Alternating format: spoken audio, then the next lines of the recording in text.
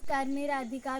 माझ्या शाळेचे नाव विद्या मंदिर कोलिक. विकसित भारत बिल्थॉन 2025 थीम आत्मनिर्भर भारत.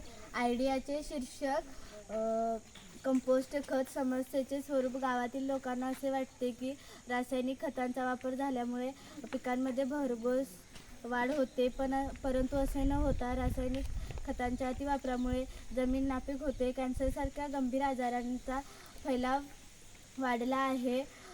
समस्येची कृती करण्यासाठी आम्ही शाळेच्या प्रांगणामध्ये एक खड्डा खणलेला आहे. या खड्ड्यामध्ये आम्ही आजूबाजूचा पालापाचोळा, धान्याचा कोंडा, गवत, कोरडा कचरा टाकून त्यावर पाणी टाकले. काही महिन्यातच याचे भुसभुशीत कंपोस्ट खत तयार होईल.